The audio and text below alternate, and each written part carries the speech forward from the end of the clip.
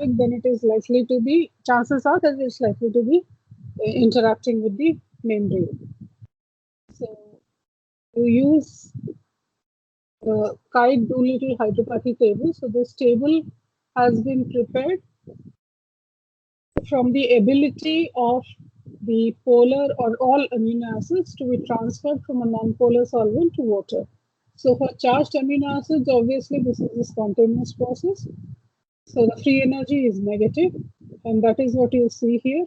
For the hydrophobic or the non-polar amino acids, this value is positive. So positive would mean that they would not like to be transferred from a non-polar solvent to water. So again, based on that, it's an average. So depending on how many of each amino acid you have and what are the corresponding indices, you would calculate the Gravy score of the protein. So just to see an example of how you would go about doing this. So this is, let us suppose you want to study the properties of human albumin. So you can write either the sequence identifier or you write the accession number. So this is what we do here. Or you can write the sequence of amino acids of human albumin. Once you do that, then you say compute parameters. So what it does is it will ask you, it will have different, so if you see this here, it will, these are the amino acids that are there. So it will ask you which part of the protein do you want. So this looks to be the complete protein. So that is, if you choose, you can choose any part, but let us suppose this is the part that you choose. You say that I want to study the properties of this fragment of the protein. So once you do that, then it gives you, so this is a sequence. This is from where it starts. The rest of it is the pre-pro albumin. That is how albumin is secreted. Okay? So these are the rest of the active protein is this component.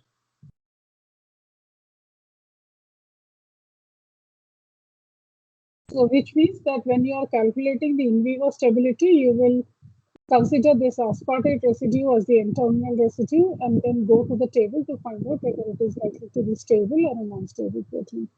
So the number of amino acids of albumin would be 585. You know how many of each amino acids are present, so you can calculate the molecular weight. The theoretical PI is 5.67, so which means that you take each amino acid, calculate how many of each amino acid is present, their individual PIs, and then average it out. Amino acid composition, of course, what of each is present. And from here itself, you can see for those of you who had written that it contains only basic amino acids, that is not correct. So once you've done that, then the atomic composition, so how many carbons, how many hydrogens, nitrogen, oxygen, sulfur, etc. So it gives you the formula and it gives you the total number of atoms that are present. Now we calculate the extinction coefficient. So extinction coefficient in this case, like we discussed, there are two kinds of tables that are calculated. One where it is assumed that all cysteines are paired up, and the second one where it is assumed that all cysteines are reduced. So it will give you two extinction coefficient values. Then you estimate the half-life. The N-terminal of the sequence is considered to be aspartate. And based on that, the estimated half-life will be in humans, it will be 1.1 hours. And so then you calculate the instability index. Instability index comes out to be 38.85. So since it's less than 40, so albumin is considered to be stable. The aliphatic index is quite high, and that matches with what you see at the properties of albumin also. Serum albumin is stable up to quite high temperature. And the Gravy score is minus 0.395, which means that it is a soluble protein. Right, so now we come to the methods by which you predict secondary structures. That was just one example, one of the tools by which you can calculate or you can predict the physicochemical properties of a protein based on only its primary structure. Now we see some tools by which you can predict secondary structure of a protein, which means that if you're given the linear chain of amino acids, whether you will be able to say that it forms a part, which part of it forms alpha helix, which part of it forms beta sheet, etc. So the reason why that is important is that with experimental tools, it is not that easy that you get some data and you are able to interpret that this is what the whole protein looks like. With smaller proteins, yes, but with larger proteins, it becomes a bit tedious. So if you have some support from informatics or you have some support from theoretical sciences, then you will be able to match the two and then your job becomes easier. So with any of the secondary structure prediction tools, the assumption is that there are three states that the polypeptide chain can adopt. One is a helix, which is denoted as H. The other one is beta strand, which is denoted as E. And the third one is denoted as L. So which means that the rest of the molecule, then wherever you cannot assign any secondary structure, you would say that it is disordered or random coin structure. So what you're doing here now is predicting. When you're following an experimental tool, it becomes very easy to figure out whether what you're saying is correct or not, because you have some data, whether your calculations match with that data, fine, it is correct. If they do not match, then it is incorrect. Prediction, on the other hand, it means it is prediction. You are saying free. So it is something which you do not know already. So in that case, then any method that you are following, you need to figure out what is the accuracy of that method. How much can you rely on that method when you are using that to predict secondary structure? So accuracy of prediction tool, structure prediction tool, is denoted by a parameter which is called Q3, or it is also called Q index. So the value of Q, so if it is 100% accurate, it means that that particular method, no matter which sequence you give to it, it will be able to predict the secondary structure correctly all the time. If it is 50% accurate, then you say that it is able to predict the structure correctly half of the time, or half of the structures that are predicted by it are correct. So like that, you have different percentage values. So what we are looking at here is that I have a structure prediction tool. How much is its accuracy? Okay. So what I do here is, so how do I calculate accuracy? So I think it should be very obvious. Number of residues which are correctly predicted in state I. So let us suppose state I is a helix. It has to be one of the secondary structures. Let us assume that that state I is helix. So we say that number of residues which are correctly predicted to be part of the helix over the number of residues which are actually observed in the helix. Do you follow what that means? Again, if I have a polypeptide chain which has 200 amino acids, then I say 50 of them are a part of my tool predicts that 50 of them are a part of helical structure. Right? So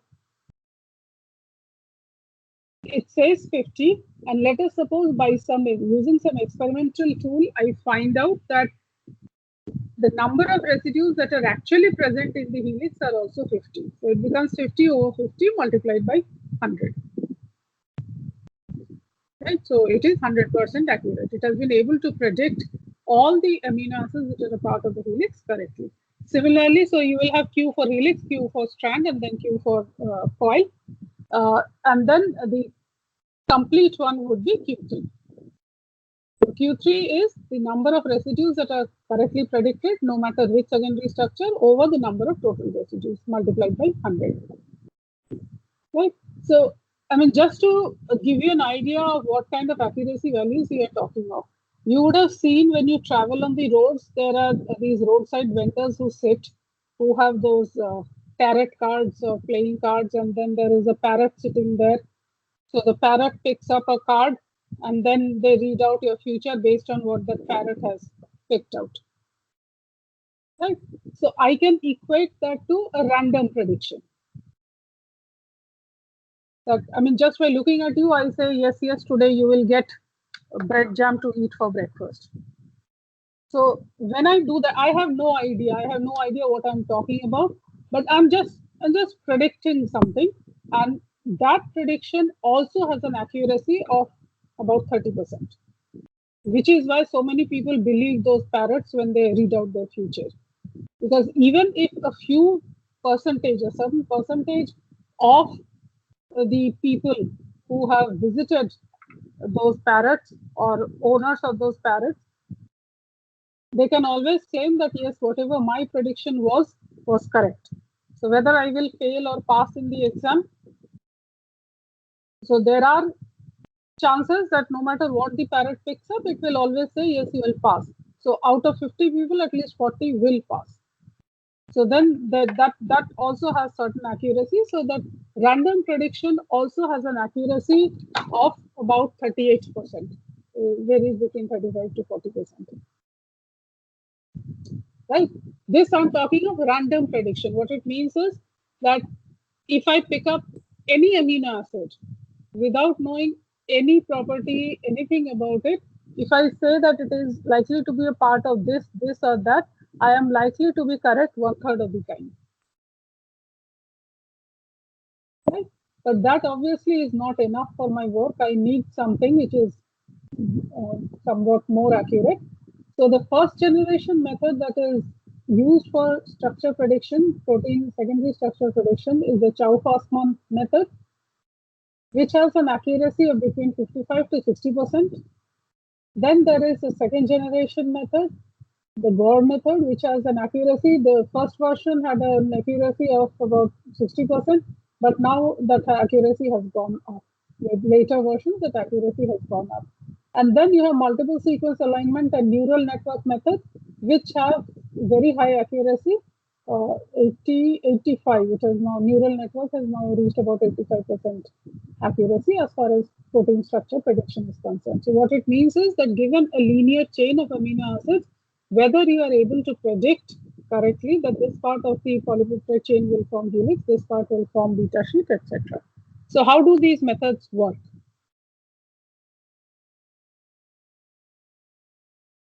Again, what these methods do is, so the original paper, what it had done was that it had taken 15 proteins, 15 proteins whose structures were known experimentally. So you're sure of what the structure is, and you know that which part of the protein forms what kind of secondary structure. Right? So next what they did was they looked at all the amino acids which are a part of alpha helix.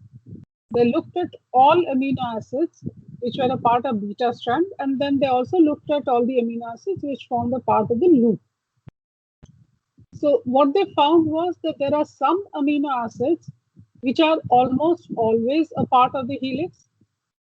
There are some amino acids which are almost always a part of the beta strand, and then similarly, some amino acids which are always a part of the loop structure.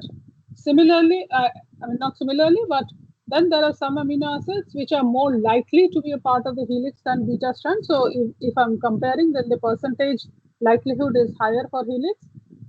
Same with some other amino acids, the percentage likelihood is higher with beta strand. So this is defined by a term which is called propensity.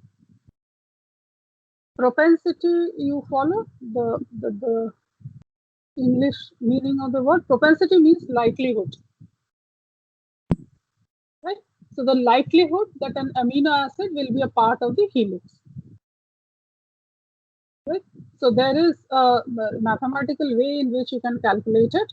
So what it means is that let us suppose a particular protein among all the 20 amino acids, let us suppose you're looking at serine. Okay? So what is the propensity that serine will form a part of alpha helix? If this propensity is high, you follow where I'm going. If the propensity is high, then when I encounter serine, then I know that this part of the polypeptide chain is likely to form alpha helix. So let us suppose I is an amino acid. I am saying propensity of serine to be a part of alpha helix. How do I calculate this? Fraction of serines which are a part of alpha helix over fraction of all residues which are present in alpha helix. Right? So what it means is that let us suppose I have a particular protein has 10 serine residues, right? Of which 9 are present in alpha helix. So the numerator then becomes 9 by 10, right? Then when I go here, fraction of all, let us suppose this is 8 by 10, that makes the calculation a bit more realistic. So let us suppose the numerator is 8 by 10. Out of 10 serine residues, 8 are a part of the helix. So numerator is 8 by 10 or 0.8 over fraction of all residues in alpha helix. So let us suppose this particular protein has 100 amino acids. Out of 100, 70 are a part of the helix. So the denominator then becomes 0.7. So I am talking of 0.8 over 0.7. So the propensity of serine to be a part of alpha helix becomes greater than 1. You follow the calculation. So it's mostly, I mean, if you look at it in a rough way, it means that out of all the residues or all the similar same serine residues that are present, what is the propensity that serine is likely to be a part of the helix? So similarly, you can calculate the propensity of an amino acid to be a part of the beta strand. So anywhere where the value propensity of an amino acid I to be a part of alpha helix comes out to be more than 1, that amino acid is referred to as a helix former. Same where this propensity comes out to be less than 1, that particular amino acid is referred to as helix breaker, which means that the likelihood that a particular amino acid will be a part of the helix is low, which means that if you were earlier building a helix, the moment you encounter this particular amino acid, your helix is likely to break or the helix is likely to end right there. Any amino acid which has a propensity to be a part of alpha helix close to 1, then it means that that particular amino acid does not really contribute. It will depend on the neighboring residues. Similarly, you can calculate whether an amino acid is likely to form a strand or it is likely to break the strand. So this is the table that they had come out with after looking at 50 proteins, so 15 proteins, which means about 2,700 amino acids, which are a part of those 15 proteins. And if you see this, there are so this number is multiplied by 100 obviously, or you can have simply ratio, then it will come in decimals. So if you see this, there are some residues, alanine for example, then aspartate is another, glutamate is another, leucine, lysine, methionine, phenylalanine, tryptophan. They have values which are above 1. So if these are present, they are almost always likely to form a helix. Similarly, you have residues like asparagine or cysteine, or then you have proline, tyrosine, etc. These have values which are very, very less than 1 or 100. So it means that they will function as helix breakers. So wherever these are present, helix will not continue. On the other hand, cysteine has a value of 1.19 as far as forming the strand is concerned. Glutamate, on the other hand, if you see, it will never be a part of beta strand. Right? Same with lysine. Tyrosine, on the other hand, most of the aromatic amino acids are, if you visualize aromatic amino acid, we are talking of this the cyclic ring. So that ring because it can stretch out in a strand, so it's more likely to be a part of the beta strand rather than alpha helix. Because in alpha helix, with that kind of a ring, and then when you have an ordered structure, it's very difficult to give rise to an ordered robust structure. On the other hand, if you look at proline, for example, proline is not a part of alpha helix. It is also not a part of beta sheet. Similarly, glycine is not a part of alpha helix. It is not a part of beta sheet. However, when you look at the turn, glycine is almost always likely to be a part of the turn. Proline again is almost always likely to be a part of the turn. So turn would mean when we saw those images where you link one secondary structure to another. So how do you calculate this? Because one single amino acid cannot really determine a helix, right? So what you do is, let us suppose this is the amino acid sequence that you are considering. So in this, you take a window of 6 amino acids, and you out of those 6, you calculate the average for 4. So that is what you're doing here. If you see this, glycine, then you have tyrosine, asparagine, etc. Each has its own value. So I don't know if you're able to see this. So these values are all less than 1. So this is not where the helix is being formed. However, if you move ahead, then around here you find an average which is more than 1. So when the average becomes more than 1, that is a probable nucleation site for forming an alpha helix. So you take a window of 6 amino acids, right? Each has you're still considering each amino acid to be independent of the other, but you calculate an average, and if that average comes out to be more than 1, then you say that that is where the helix is likely to be formed.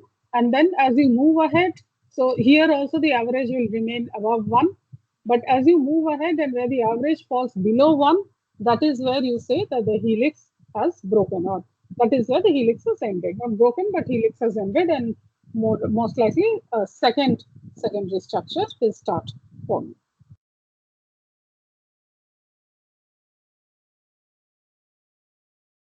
Right, so that is what the first generation method is, where you, based on the propensity of each amino acid to be a part of the alpha helix or to be a part of the beta sheet, if you just imagine the structure of glycine, or you look at the structure of proline, glycine is a very small amino acid, right? And that is an example I always give. I mean, you may have heard of it. Maybe I would have said, or somebody else, somewhere else also you may have heard.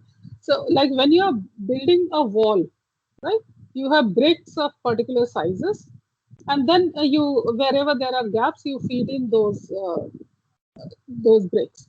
Now in this, if you have a brick which is broken, so it is smaller in size, you really cannot fit it in where you are fitting the regular sized bricks. If you do that, the wall becomes wobbly, because then you will have a gap in between. On the other hand, at the end of the wall where you have small spaces left, there you can always fit in those smaller bricks that are there. So that is what glycine does.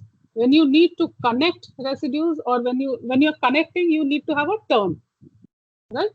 So that is where glycine, because of its small size, can fit in very well. Similarly, proline has and the peptide nitrogen in proline is a part of a ring.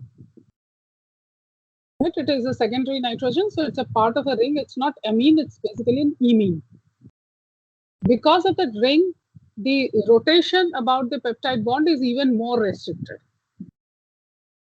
Rotation about peptide bond is restricted anyway, but when proline is a part, it becomes even more restricted. So again, you cannot really turn it like it would happen in case of a helix.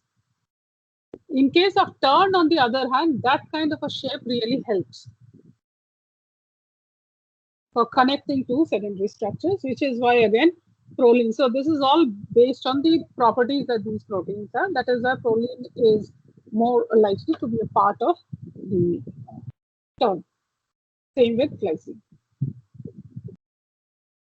The Gore method is a second generation method, second generation structure prediction tool. So it follows Bayesian information theory, but what it does is it takes into account the same propensity values that the Chow-Fasman table has. It's built on the same, but where it scores and why its accuracy improves is that it does not consider that each amino acid is independent of the other. And that makes sense because if you look at this, this does not make any sense that here all of a sudden you end it, so this now becomes a part of the beta sheet or not a part of the alpha helix, and the moment you move ahead, this becomes a part of the alpha helix. The two amino acids will influence each other as a part of the helix or to be a part of any secondary structure.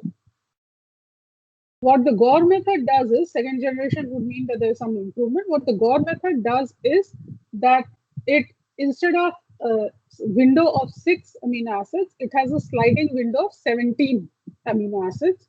There is a central amino acid, and then there are 8 amino acids on either side. Right? So the propensity of each amino acid, or the propensity of that central amino acid to be a part of a secondary structure, is influenced by these 8 neighboring residues on the right hand side, these 8 neighboring residues on the left hand side.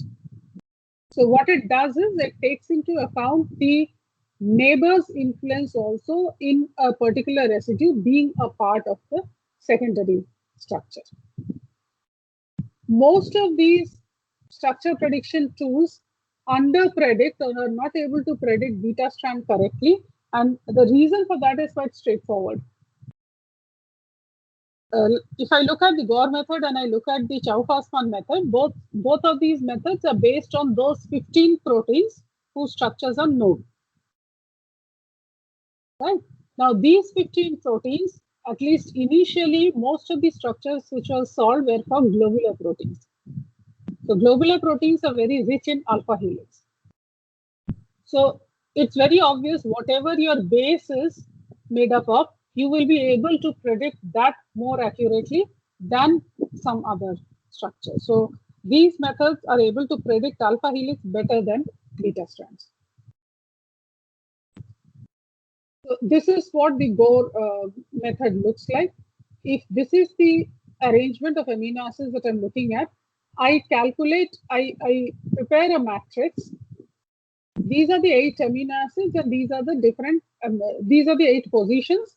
These are the 8 amino acids. And like this, I make a table for each and every amino acid that the polypeptide chain has. What this matrix gives me is the influence of the neighboring amino acid on the propensity of this central amino acid to be a part of any secondary structure. So if I make this table for alanine, alanine is not a part of this table. What are these 8 amino acids and these 8 amino acids and their propensity, which decides whether alanine will be a part of alpha helix or beta sheet. Similarly, when I move to phenylalanine becomes 0. I have 8 amino acids on this side, so I have another matrix. I have 8 amino acids on this side, and I prepare another matrix. And like this, then I come out with a method which is more accurate than what the first generation Chow-Fasman method is.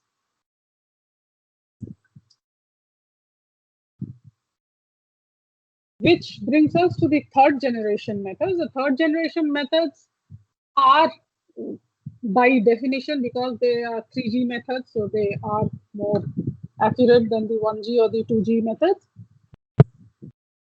And that is not the only reason, just because the number in front of them has changed. The way they calculate or the way they predict structures are also different. So third generation method predicts protein structures based on the neural network idea. Neural network is called neural network because it looks like the neurons in the brain. So there is some connection.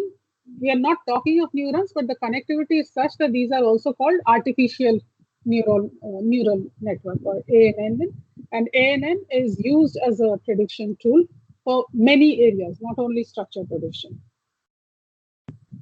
So what this tool does is, artificial neural network is used to predict anything. It is not something unlike Chow-Fussman method and the Gore method. It has nothing to do with protein structure prediction. You can use artificial neural network to predict, for example, whether it will rain tomorrow or not. You can use artificial neural network to predict whether a particular share price will go up or not. So it has nothing to do with protein structure prediction per se. You use it to predict the secondary structure of a protein. So what this network or what this tool does is it employs what is called a machine learning approach. So instead of learning from the previous two methods, what you do there is you have a database, right? Now, depending on what your database is made up of, all you're doing is, because these amino acids before these proteins that came were a part of alpha helix or were a part of beta sheet. So any new, the amino acid in any new protein will also form a alpha helix. Machine learning approach, on the other hand, does not, because if you do that, and that is the reason why these first generation and second generation methods are able to predict alpha helix better than beta sheet, is because your database is biased.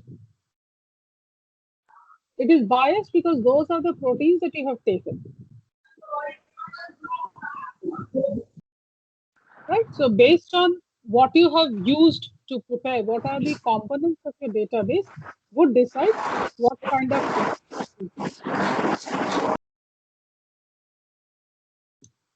neural network or artificial neural network, on the other hand, what it does is it uses it will give the algorithm, it will give the software these amino acids, these proteins, and it will ask the machine to identify patterns in those proteins. So the machine teaches itself to identify patterns. So that is why what it uses is also called the pattern recognition method. So the biasness that is there in the prediction tool becomes much less than what it is in the first and the second generation methods. Once the machine has, as you can appreciate, I'm not going to go into the details of these methods. Once the machine has learned to identify patterns, which you do by using a training set. So training set are alpha helices, non-alpha helices, beta strands, turns, loops, etc., for which you know the structure. Once the machine has learned to recognize patterns,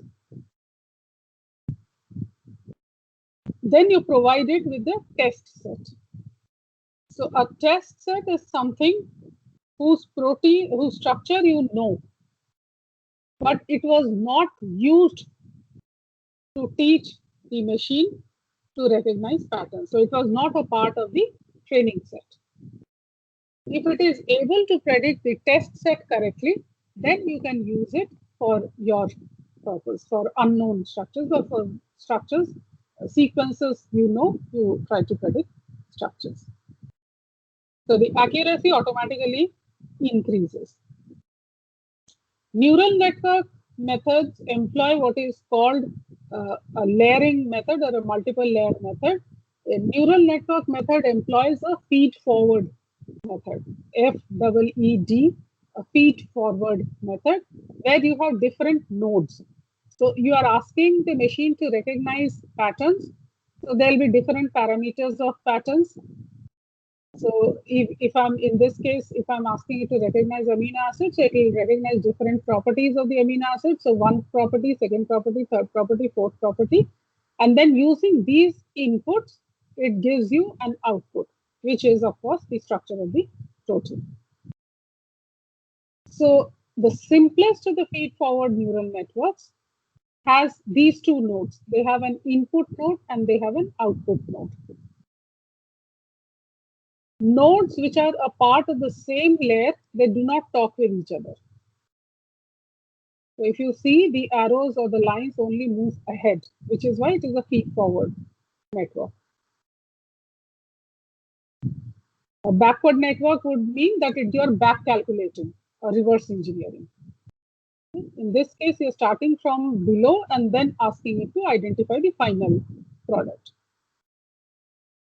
Then there are hidden nodes also present, and depending on the hidden number of hidden layers, the complexity of the neural network increases. And again, we will not go into those. But obviously, if you have more number of hidden nodes, the quality of prediction also improves. But then it becomes more, you have to write mathematics for these, so it is not an easy thing to do.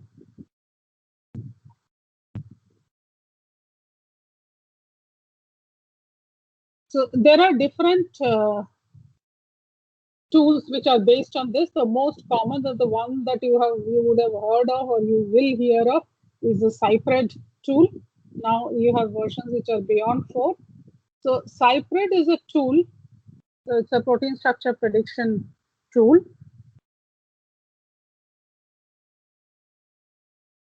which has won. So this is from Heidelberg. This is from the University of Heidelberg prediction tool. So what this has done, Cypred is again a tool which is based, it's a third generation method. It's based on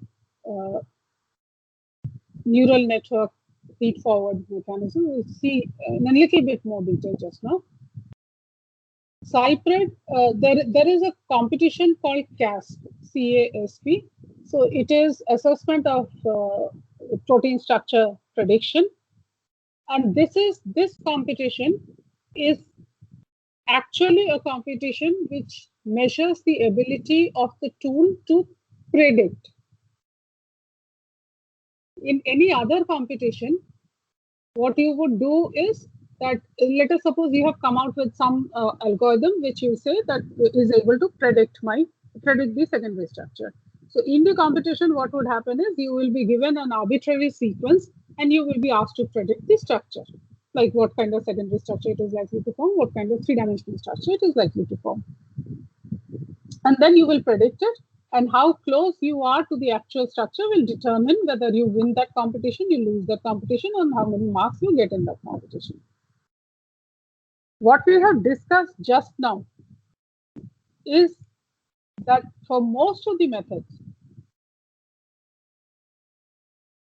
the kind of database that you have to build a method will determine to a large extent the accuracy of the prediction.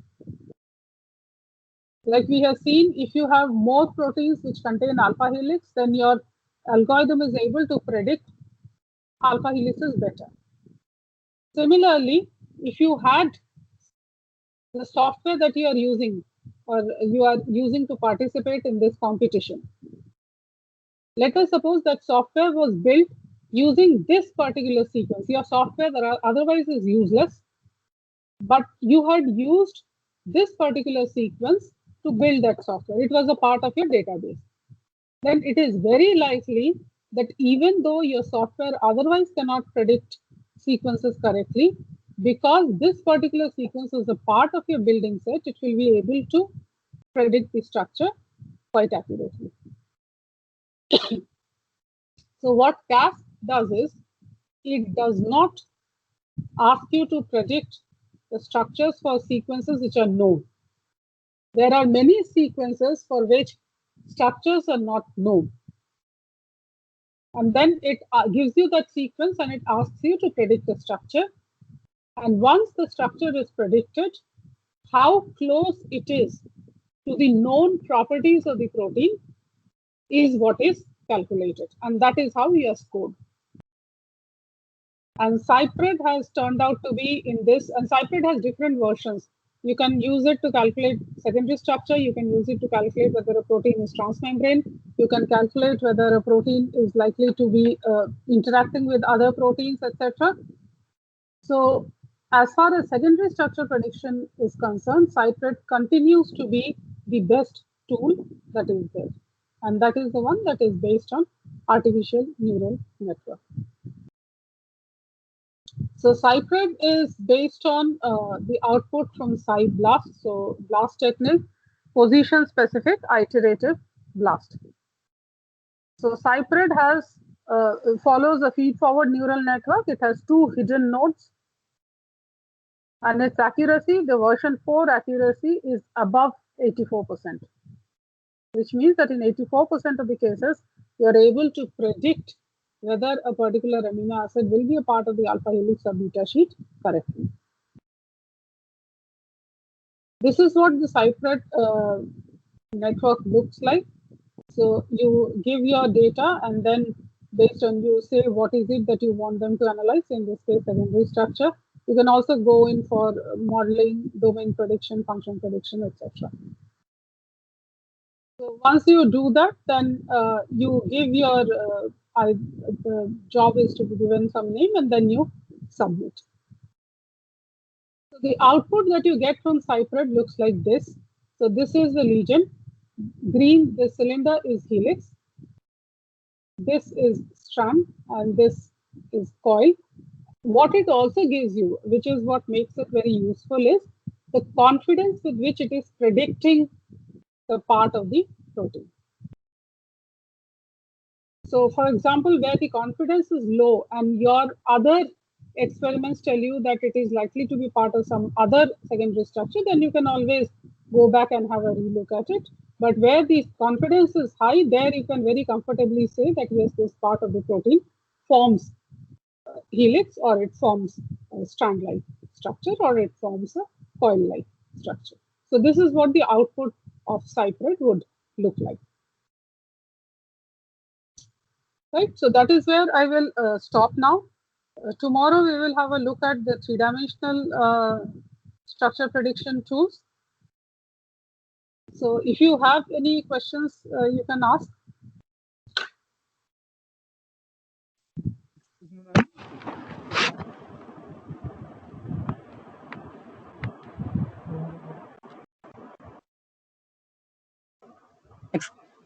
Excuse me, ma'am. Yeah. Ma'am, what was that in blue line, above the green part, like confidence of prediction? Confidence of prediction. How confident the prediction tool is that it is predicting the structure correctly. It is something that the software itself gives you.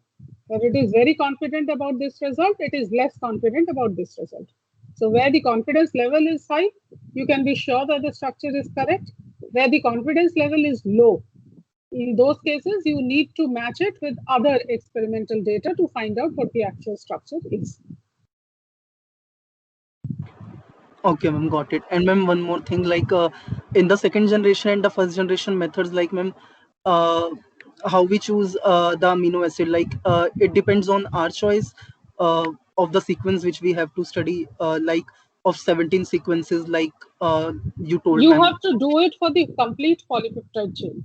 You have a sequence that is some new protein you have identified.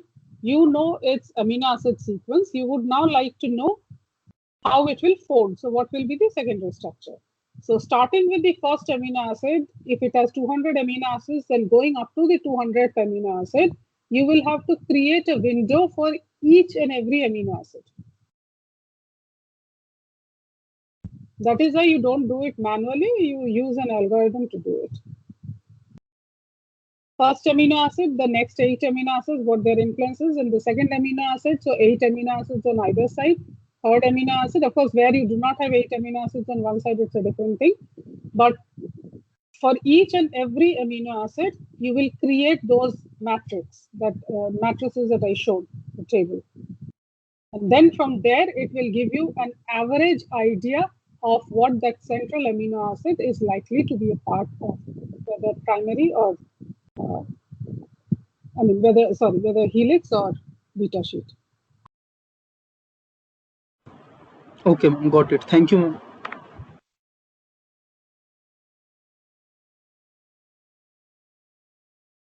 So what I mean is this. So if this is the central amino acid, alanine, so for each amino acid on this side and for each amino acid on this side, all of these have their individual propensity values, right? So I will feed them in here and 8 here and 8 here, and then I will calculate the average propensity value. So that is where the second, and similarly, when I move to asparagine, I will take the table will then be 8 amino acids on this side and 8 amino acids on this side. I will prepare another table for alpha propensity to be alpha helix, beta sheet, term. So each and every, it is not that you can choose which part of the, you want to find out what the complete protein looks like. So for that, you will have to pick each and every amino acid, 8 amino acids on this side, 8 amino acids on this side, and you will prepare a table like this.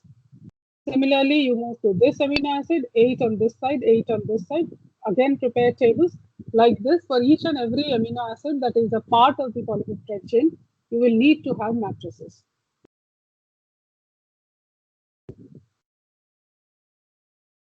So, ma'am, it is and not a this, question of choice. It is what is it that you want to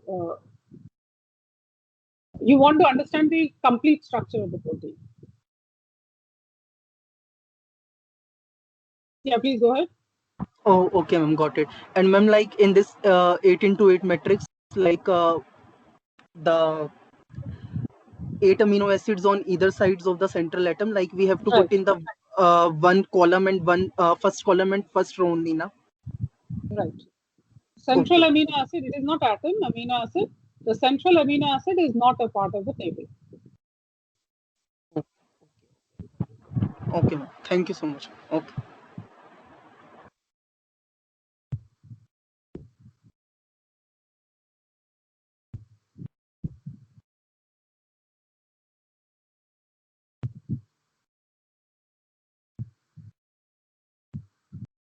Anybody else?